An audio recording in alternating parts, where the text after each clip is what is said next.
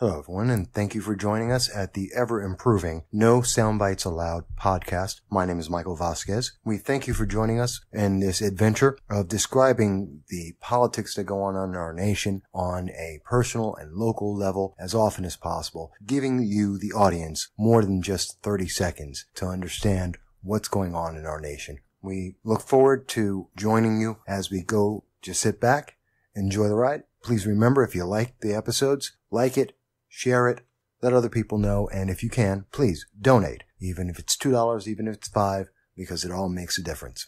We thank you, and here we go.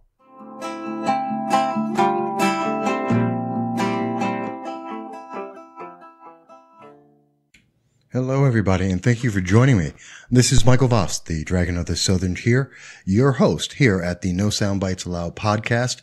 And we're going to be doing a podcast in conjunction with another wonderful little podcast, the Sunni Broom Republicans. You may have heard of them. You may have listened, and I hope you take the chance to hear them in the future. But we're here with No Soundbites Allowed. And first thing and foremost, I always want to remind everyone, I appreciate you. Thank you for listening to the program. I mean it. You guys are why I do this day after day, week after week. You make it all worthwhile. So I thank you for that. Well, today we have a great guest in the studio with us. We're going to be speaking with, it's Chris DeMarco. He is the president of the Binghamton University Republican Club. And Chris, let me ask, how are you? I'm doing pretty well today. It's good to be here on your show and talk a little bit with you about what I do. Yeah, it's going to be a little fun. Have you been interviewed before with this kind of studio, that kind of atmosphere? A couple times before, and I'm hoping for my future a lot more times in the future. So that's a good thing. That's a good thing. It's a little intimidating for people sometimes, but if you've done it before, it's pretty straightforward. If you've been on one radio or an interview, you've had them all. Even with the news and TV. Let's take a second though, and let's start off with, you're a young man. You're obviously in Binghamton University, a student there. Tell the listeners a little bit about yourself. What makes you a Republican? What makes you involved?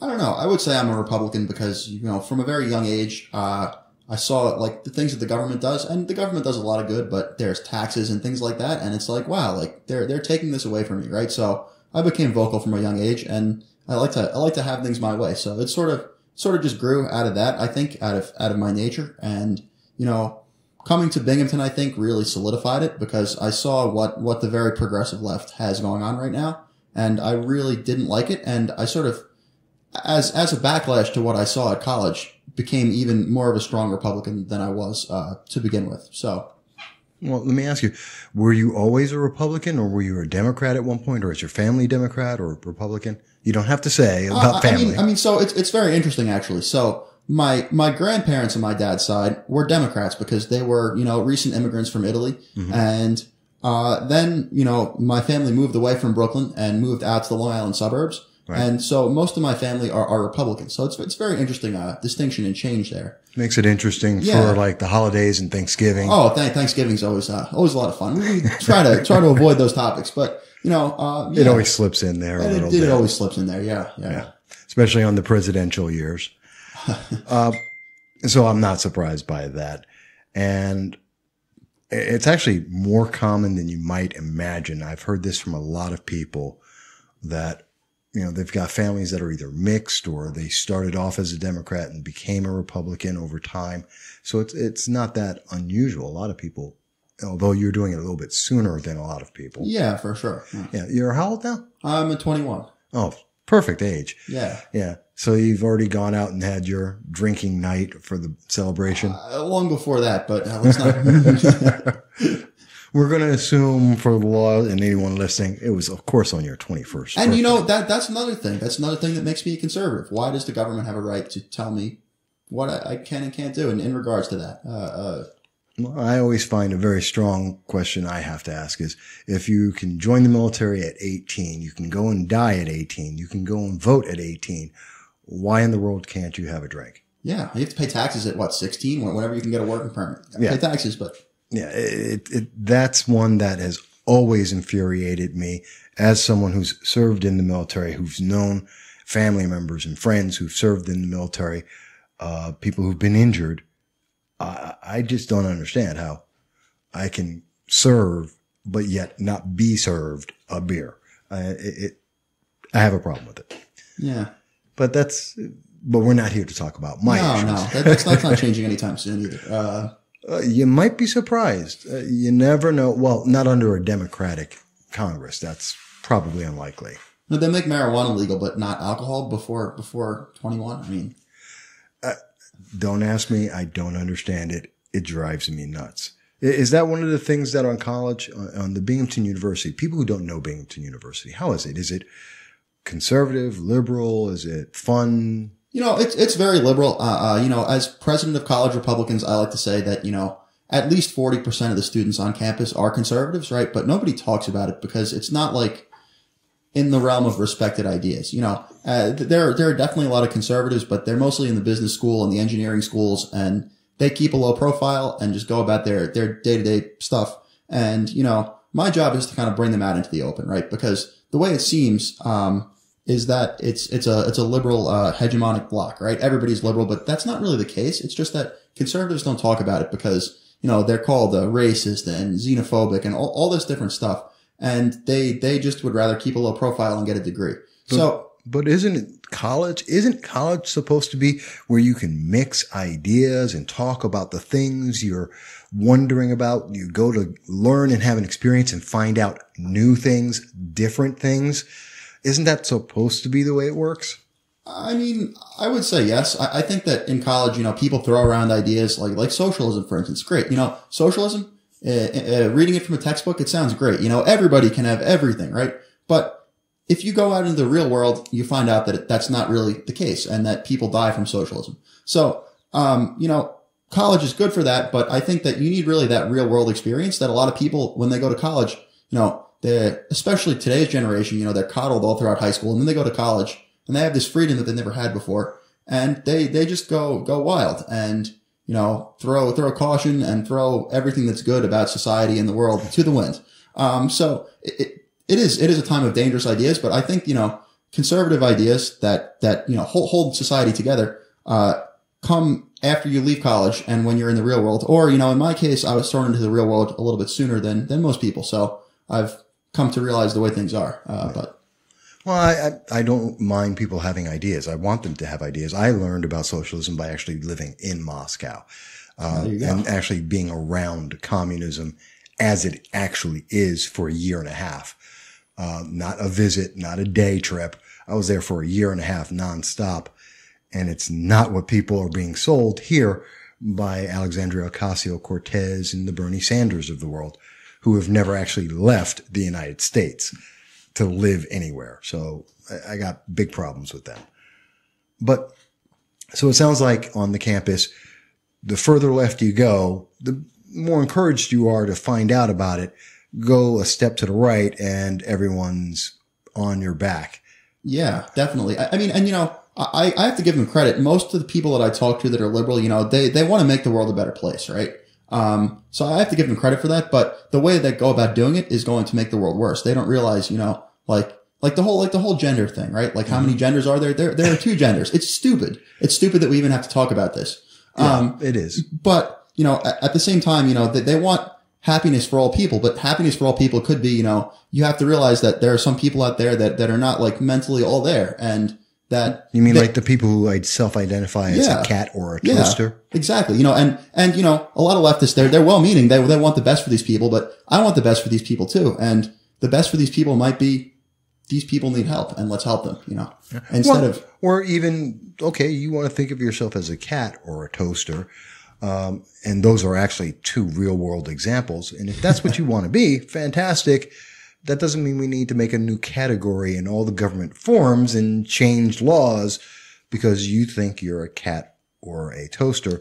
And in fact, in my generation, that would have probably got them some medication. That's exactly right. You know, like I'm a libertarian leaning conservative. If you want that, that's fine, but don't make me acknowledge that by law, like in Canada where you have to call people by their preferred pronouns. So Zer. Yeah. I love that one. It's a joke. It's literally like, you know, people looking up and denying that the sky is blue. It's thought it is compulsion and it is a denial of freedom of speech. I agree with Jordan Peterson about that. I've written about it. Jordan Peterson's great. Yeah. I've written about it. I've done speeches on it. Very much in that same vein that you should never compel people. But actually, now that I'm speaking about compulsion, we're actually going to go into a couple of interesting things. Let's start with the first one. All right. We're in New York State. Crazy laws have been passed recently. And in particular, there have been several laws that affect your generation more than mine. I'm a little bit older for those who don't know.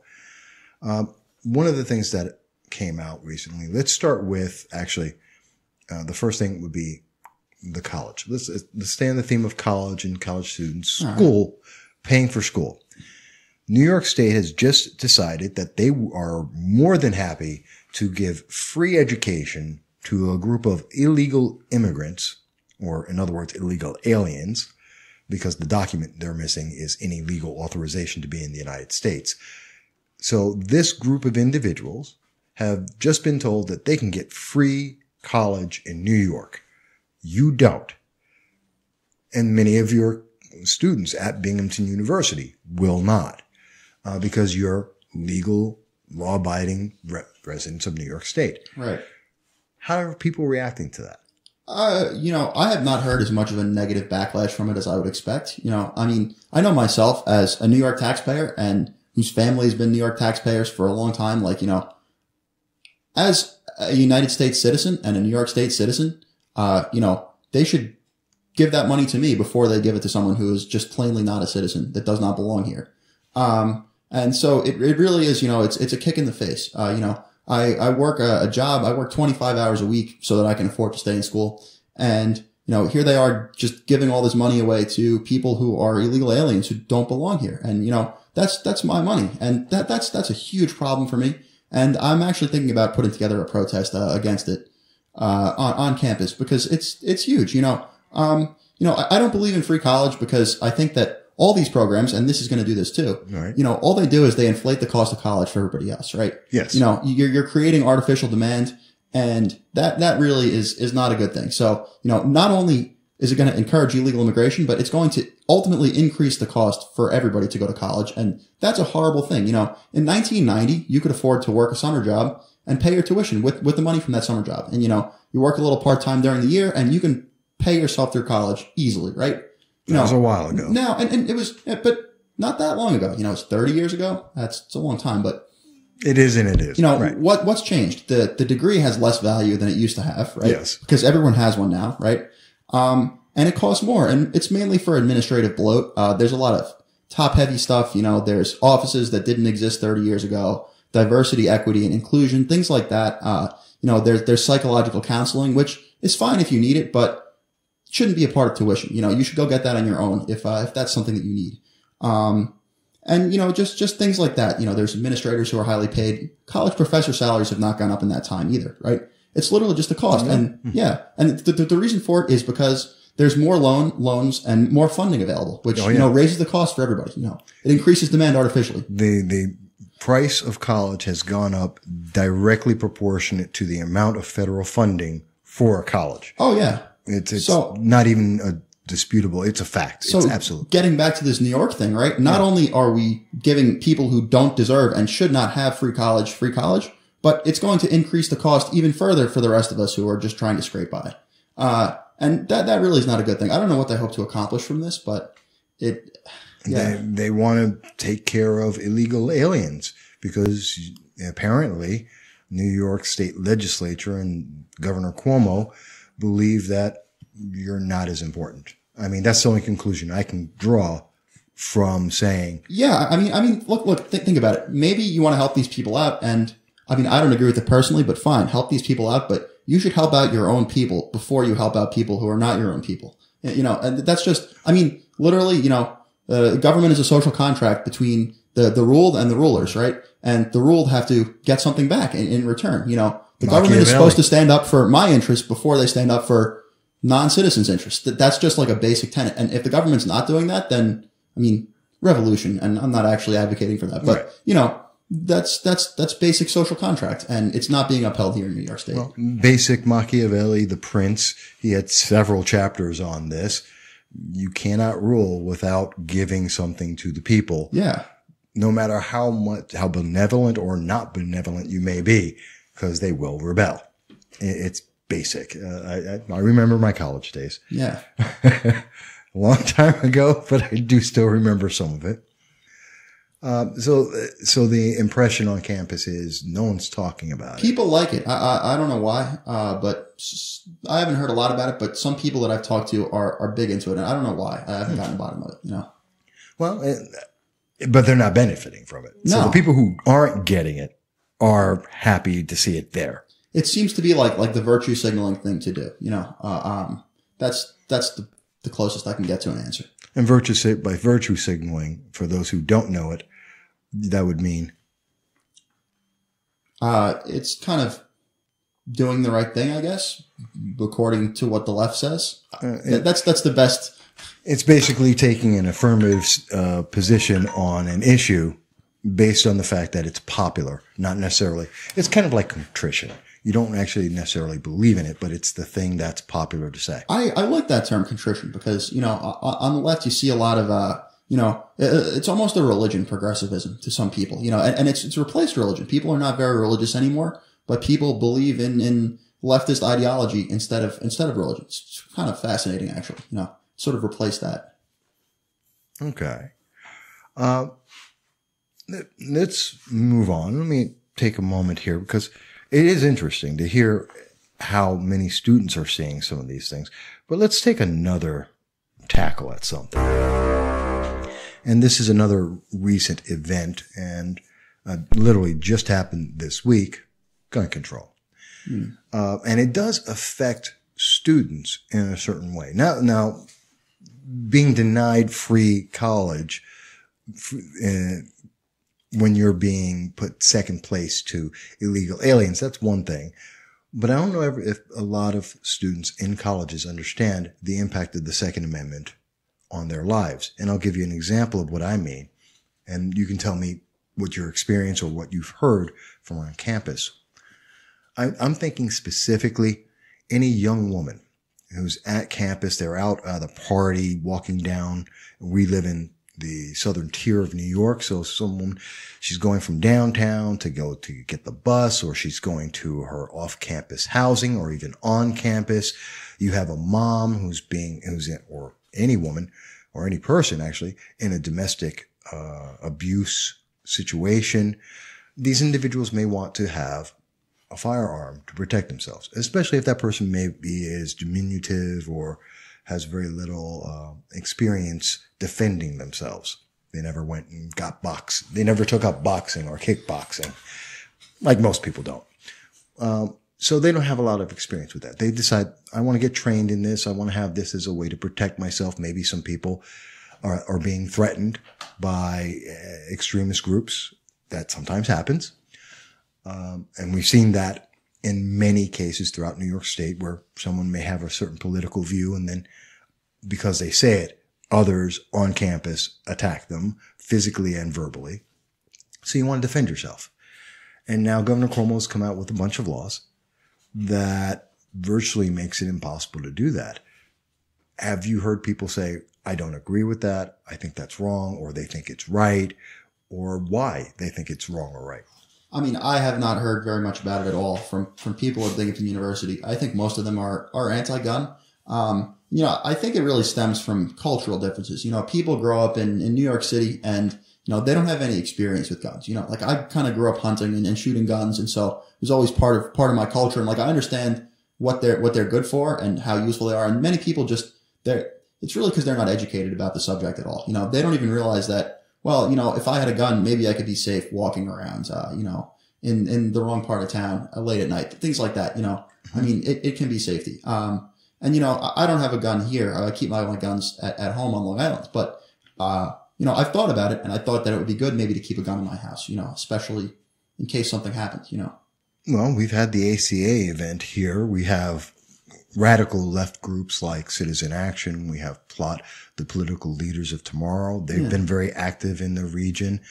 Indivisible New York. There's a lot of far left activism. Black Lives Matters. The individuals and groups that have been known for extreme violence do exist in this area because it is so left-leaning and progressive because of the college. And so it is a concern. I've heard it as a concern from many people. And so I'm wondering, but you haven't heard anyone say, let me ask this. Your fellow students, your fellow peers of your age, do they ever mention anything about firearms? And if they do, what do they think of them? Anytime there's, a mass shooting, something like that, they bring it up. Like, why are people allowed to own guns, right? And again, like, I think it's based out of a drive to do the right thing, right? But it's based on uninformed premises. Guns can help people safe. And, and you're not going to stop bad people from doing things with guns, by taking away guns. It just doesn't work. Well, no, criminals don't care. And, I think it really stems from misinformation, I put guns on my Snapchat stories sometimes, like cleaning my gun, things like that. And some people message me like, Chris, like, why are you doing that? And it's like, why not? Because like, this is America and we can own guns here and guns are good. And it's good to have practice with a gun. That's what the well-regulated militia is all about, right? Know how to use a gun. And that's why America is as safe of a place as it is. Well, it's one of the big reasons and also why we have so much control over the government. What's the worst thing that one of your fellow students, not necessarily a conservative or Republican perhaps, but one of your fellow students or anyone in your age group has said when they find out, oh yeah, I own guns, I've fired guns. What have they said to you? What's the worst thing they've ever said? Oh, I don't know if it's the worst thing, but people are just like, why? Why would you own a gun? Like you can kill someone with that. And I guess I say, well, someone could kill me if I don't have a gun. So it's kind of interesting, It's a tough one. Yeah. And I know I've heard a lot of statements on my side. I'm a little bit older though, but I get a lot of people who tell me, guns are just inherently dangerous. And that's when I like to pull out a couple of memes. I don't like memes in general, but there is one that's really great. And it shows a gentleman, I actually know who it was. He has his M16 or an AR-15 on a tripod that's standing, and he has it standing right in front of his door on the inside. He goes, and I left it there all day, and I filmed it all day. Here's 2 minutes of me watching it, and it never fired. Good boy. It's a well-trained AR-15.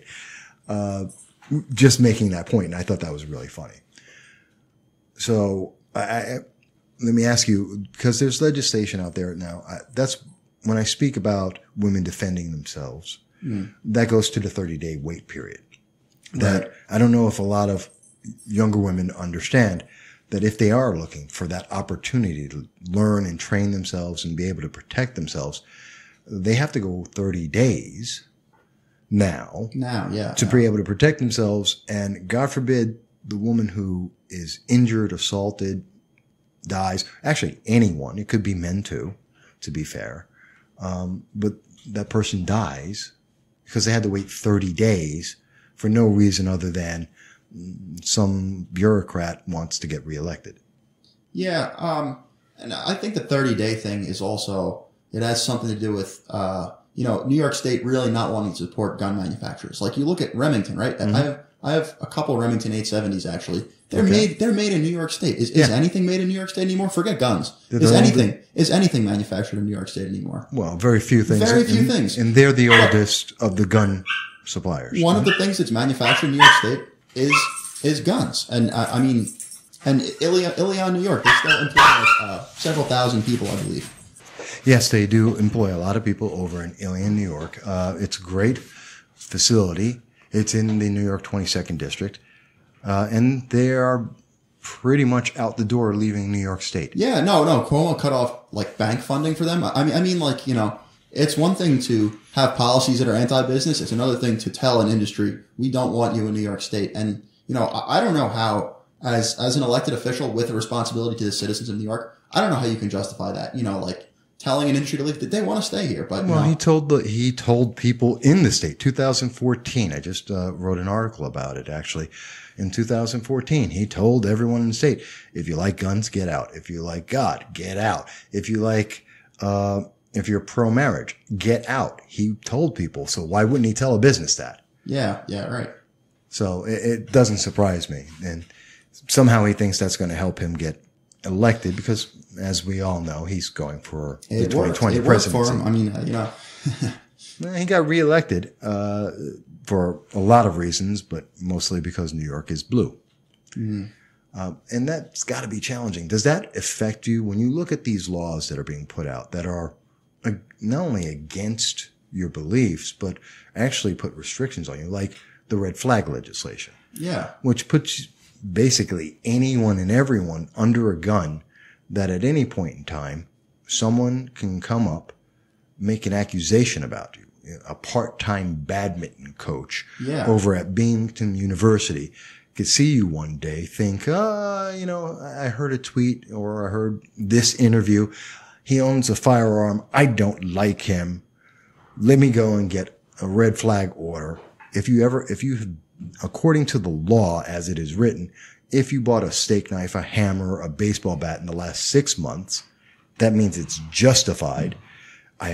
In 6 months of research, I have never heard of a single red flag action being denied by a court, which means they're going to show up at your house at 5 a.m, which is what they do in Maryland, and actually how they wound up killing someone. Yeah, and they're going to be at your house at 5 a.m, whether you're there or not, busting down the door to take your firearms along with your parents or anyone else who happened to be there. You know, we have the presumption of innocence in this country, and it's for a very good reason. And, you know, you look at like the Brett Kavanaugh case, anything like that, where, you know, these are just baseless accusations that they'll act on. You know, I know, like New York State's, the domestic violence and family court laws are like that too, where all you have to do is go to a court, go to the police and say, I basically don't like this person, and you can fuck their life up. Like literally, like take away everything.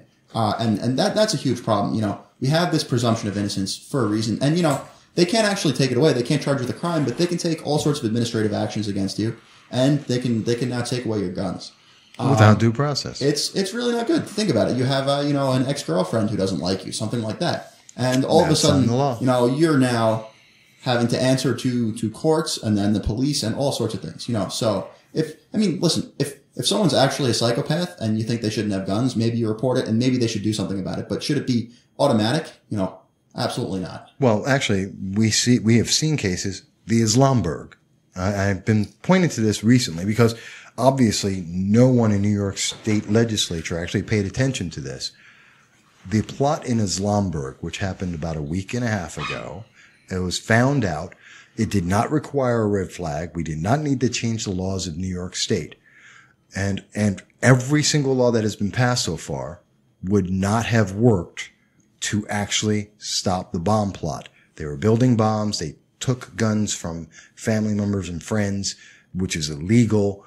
They had, I believe, a handgun or two, which is illegal because they're all under 21. Whoa. You're saying those guns are illegal. How did they get those guns if they were illegal? They got them from their family. Oh, you don't say. You know, and they got them from family and friends. And a handgun, which is illegal for someone under 21. I believe they had at least one of those firearms was one of them. More importantly, they built bombs. Illegal. You can't get a license for that. Yeah. So all of these legislations they put together have absolutely no impact on this. And with the Islamberg, the reason why we found out is someone heard about this from talking to the people, turned around and went to the authorities and said, this sounds odd. Can you check it out? They did. A week later, they were arrested.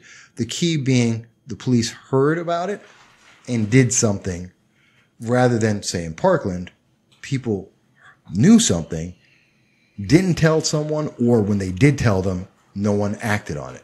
See, that's what we need And I think that's the big difference between the red flags and what can be out there. But maybe I have it wrong. I mean, I think you have it right. Concerned citizens are the biggest stop, the biggest way to stop, terrorist attacks like that, but making guns illegal is not part of the problem. I mean, someone with a gun can stop a gun terrorist like that. Whereas if you don't have good citizens with guns, there's nobody to stop people like that. And that would be a big problem. So let me ask you, and I know we're running out of a little bit of time here, but I did want to take some time to ask about the organization, the Binghamton Republican Club, the Binghamton University Republican Club. How often do you guys meet? How many members do you have? How do people find out about you? Yeah, we meet once a week, and we just talk about the political events of the previous week, and sometimes we have speakers coming in. We have a very small budget from the university because of the nature of what we are, of course, and we're always fighting to get a bigger budget, but we can't afford to have really famous speakers come. But we have like we've had DeRollo, Nixon, like various local politicians, good people come and speak to the club. And we have between like 30 and 50 members, and maybe like 25 come every week, which is a very small proportion of people on campus. But one of my goals has really been to make it kind of cool because, like I said earlier, at least 35 to 40% of the campus are conservatives or conservative leaning, and they just don't know anything about it, and they don't want to come out in public in the university environment as being that. So it's difficult to get people to come, but I've been working on that. That's one of the biggest things I've heard, and I know I've spoken on the SUNY Broome Republicans. I've spoken to Zach Allen. I've talked to Michael Woodward, who are both students over at SUNY Broome. And the big thing I hear is there are a lot of conservatives that are out there, Republicans that are out at the schools throughout New York State. It's just that they're all afraid to be able to put their heads up because they think, the left-leaning administration and students and organizations are going to try and snipe them as soon as they show, hey, I don't think that, giving away free college to illegal aliens is a good idea. Yeah, and that's not even controversial to 90% of people in the outside world, but on a college campus, it is. And, I even told a few friends of mine that I was coming on here, and they were like, no, don't do a podcast. You don't want to be publicly associated with this. And I'm like, yes, I do. I do want to be publicly associated with it. Like, to anybody in the outside world. Have they ever heard the show before? No, I kind of told them what it was, though, and they were like, no, don't do that. You're going to be out in public. And I'm like, well, and people will know you're a Republican. Yeah. A conservative. Yeah. And the scary thing is that, like, Binghamton University is called, like, the public ivy of New York State. It's the best SUNY there is. That's what a majority of people at the best state school in New York State think. That's kind of scary, don't you think? That says a lot about what the future is going to be. Yeah, yeah. That you can't admit, as we hear from the liberals constantly saying, no, we want everyone to be everything they can be. We have to make more. We have to make 32 different genders, and we have to respect everyone's religion. But if you make a political preference that they don't like, well, no, that's just straight up evil. Yeah. And that has to be stopped. That's, there's no intellectual rebuttal to conservatism, to what I preach on campus. It's all like, oh, well, you're this, ad insult, racist, sexist, whatever it is for the given issue, Right. And that's always the answer because it's the way to silence you. Oh, well, you're just a sexist. You're just a racist. It's like, it's hard to overcome that, but, I take it well. Good. If people wanted to contact you, how would they reach out? We have a good Facebook page, Binghamton University College Republicans. And you can email me too, I suppose. Okay. Yeah. What's the email? It's CDemarc3, CDEMARC 3 at binghamton.edu. Okay. Just send me an email. That's a good way. Yeah. Do you guys got Twitter for the club? We do have a Twitter too. Facebook, I think, is more used, but we have a Twitter. You can look us up. Binghamton College Republicans Twitter. Okay. Yeah. That's always good. You never know. People hear this. Yeah. Different ways that they find it, so it's always get good involved. And we have people from like the community too, who message.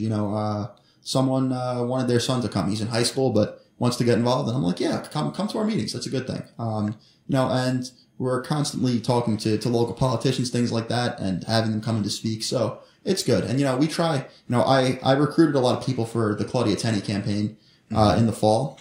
We got them a lot of interns. Wasn't good enough, unfortunately, but, we tried. It was a tight race. Yeah, it was a tight race. But was that mandatory? No, it wasn't mandatory, but, I let their recruiters come in and, as president, I really push people to going and working for Claudia Tenney because it's important, it's one thing to have a presence on college campus. It's another thing to win elections. Well, it's also another thing to be able to be involved and know your politicians, to be able to speak with them, to be able to work with them and find out what's going on.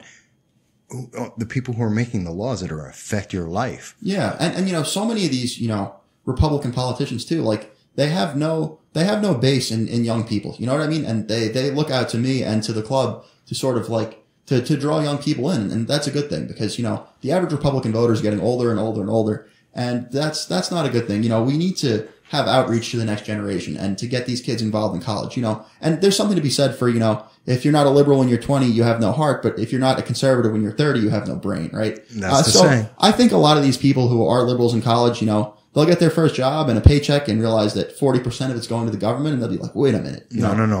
Alexandria Ocasio-Cortez has made sure she wants it to be 82%. 82, even worse. Yeah. No, I mean, I started working when I was, 15 or 16, whatever the working age is. And I saw why is all my money not in this check? And I was mad and it made me want to do something about it. And I think that a lot of these kids, when they grow up and, have families and realize the impact that liberal policies are having on them, then they might change their minds. But my goal is to have that happen sooner. All right. Well, let me ask you, I always like to end every interview. We've talked about a few different subjects, a few different issues. Let me ask, is there anything that you would want to add? Any last thoughts you have? I don't think so. I mean, if you're a parent and your kids are exhibiting liberal tendencies, I know it's sickening. Some parents, just realize that there's hope and, direct them to the correct conservative organization and we can help you out. That's right. We end on a very positive note. If you are a conservative, if you're a Republican, even libertarians, and you're feeling like you're alone, because you are not, even on a college campus in New York State, you're not alone. They have the opportunity to come out to Binghamton University, the Republican Club. Absolutely. Yeah. And be able to, what day is the day you meet? They're usually Tuesdays at 7:30. Tuesdays at 7:30. And then they have that opportunity to have some like-minded people around you, and you don't have to worry about just being alone. I think that's one of the big fears that they like to try and make it sound like there's no one else. It's just you. That's not true. It's just you and you're evil. No, yeah. There's a lot of other people, and it's hard for people who come in their freshman year and they live on campus and whatever. They don't see the outside world at all, and that's a bad thing. But that's what we exist for. To have a little bit of sanity and whatnot on the college campus. It's good. It's been good for me. Right. And that's the way it should be. And that's the way it's supposed to be.